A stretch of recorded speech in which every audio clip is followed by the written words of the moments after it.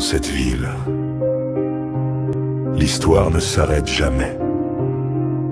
Les rues pavées du vieux Montréal, les couloirs sombres de ses hôpitaux, les ombres qui rôdent derrière les théâtres et les usines, tout recèle des secrets.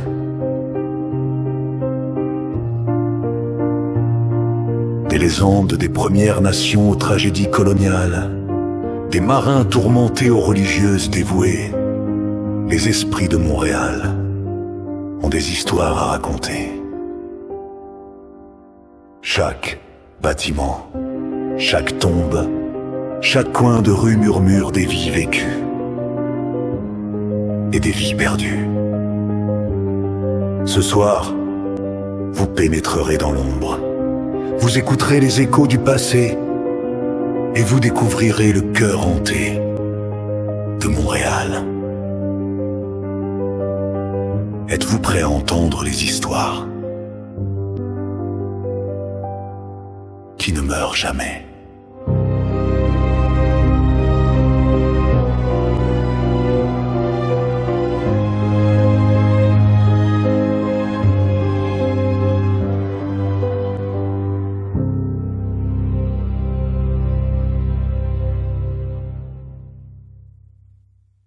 Fermez les yeux un instant. Imaginez Montréal, la nuit. Les rues du vieux Montréal sont presque désertes. Le fleuve Saint-Laurent reflète les lumières de la ville. Tout semble calme. Pourtant, sous les pavés, sous les bâtiments, sous les fondations de la métropole moderne, reposent des histoires vieilles de plusieurs siècles. Des histoires oubliées, des histoires enfouies, des histoires qui attendent encore d'être entendues. Bienvenue à Tiotia, quai, l'ancien nom de l'île de Montréal, une terre où la mémoire ne meurt jamais vraiment. Bien avant l'arrivée des Européens en 164 cette île était déjà un lieu de vie. Pendant des milliers d'années, les peuples autochtones ont parcouru ses forêts, ses berges et ses rivières. Le fleuve était une route. Les eaux reliaient les nations. Les histoires voyageaient avec les canaux. Ici, les peuples se rencontraient. Ils commerçaient. Ils partageaient leurs connaissances. Ils transmettaient leurs traditions. Pour eux, la terre n'était pas simplement un territoire. Elle était une relation, un héritage, une mémoire vivante. Les ancêtres continuaient d'exister à travers les récits, les chants et les cérémonies, et parfois à travers les lieux eux-mêmes.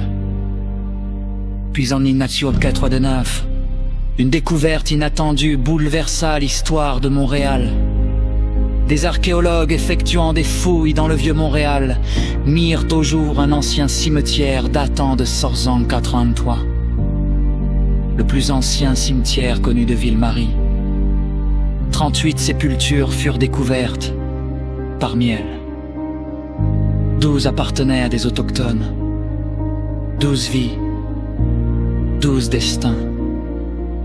12 histoires oubliées sous les rues de la ville. Leurs tombes étaient différentes de celles des colons européens. Leur orientation, leur disposition, leur symbolique, même dans la mort, leur tradition demeurait visible. Lorsque les premiers ossements apparurent sous la terre noire, plusieurs ressentirent quelque chose de difficile à expliquer. Un silence, un profond silence, comme si le passé attendait, depuis des siècles, que qu'elle écoute enfin.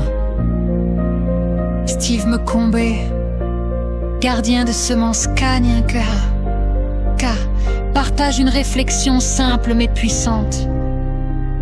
Nos histoires sont racontées paisiblement sur les eaux.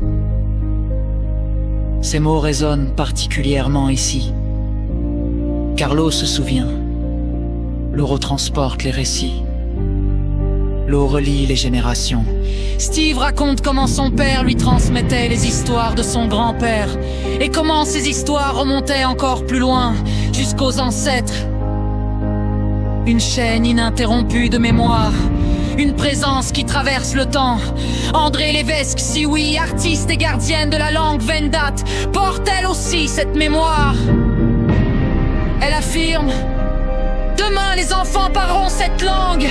Chaque mot préservé, chaque chanson transmise, chaque histoire racontée est une victoire contre l'oubli. Car se souvenir des ancêtres, c'est aussi protéger l'avenir. L'archéologue Kanning Kaha de Cross-Delis connaît cette réalité mieux que quiconque. Son travail consiste parfois à observer les chantiers de construction moderne. Puis soudain, une machine s'arrête, un objet apparaît. Un artefact, un ossement, et le passé ressurgit. Elle rappelle que plusieurs villages autochtones ont autrefois existé sur l'île de Montréal. Certains ont disparu, d'autres ont été déplacés. Des lieux de sépulture ont été abandonnés, puis oubliés. Aujourd'hui encore, lorsque des ossements sont découverts sous les rues de Montréal, une question demeure. Qui était-il? À quelle communauté appartenait-il? Et comment honorer leur mémoire avec respect? Pour plusieurs nations autochtones, ces restes humains ne sont pas des objets d'étude. Ce sont des ancêtres, des membres de la famille, des êtres humains qui méritent d'être amenés chez eux et honorés selon leurs traditions. Marcher dans le vieux Montréal, la nuit peut provoquer une étrange sensation. Pas de peur, pas de menace. Quelque chose de plus subtil, comme si plusieurs époques coexistaient au même endroit. Sous chaque rue moderne repose une autre histoire. Sous chaque bâtiment se cache une autre génération. Sous chaque pierre demeure une mémoire. Peut-être que le véritable mystère n'est pas celui des fantômes. Peut-être que le véritable mystère est la mémoire elle-même. Comment un lieu peut-il conserver l'empreinte de milliers de vies? Pourquoi certains endroits semblent-ils différents? Pourquoi certaines terres donnent-elles l'impression de se souvenir? Peut-être parce qu'elles se souviennent réellement.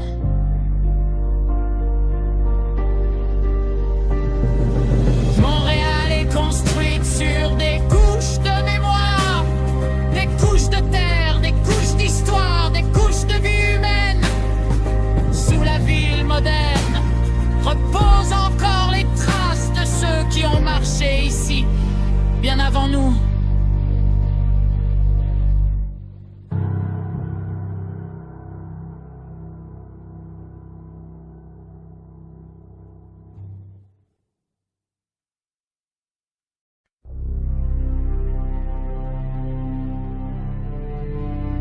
Ceci méfiant à cet épisode. Jusqu'à la prochaine hantise. Les ombres ont parlé et les murs ont murmuré leurs secrets. C'étaient les lieux hantés de Montréal. Des histoires de douleur, de dévotion, de tragédie et d'esprits qui ne sont jamais partis. N'oubliez pas, la ville dort d'un sommeil léger. Derrière les portes closes et dans les rues désertes, l'histoire est toujours parmi nous. Merci de nous avoir suivis pour la première saison des histoires hantées de Montréal. Mais attention, les histoires ne s'arrêtent jamais vraiment, les hantises continuent. D'ici la prochaine fois, gardez les yeux ouverts et tendez l'oreille, car les fantômes de Montréal ne sont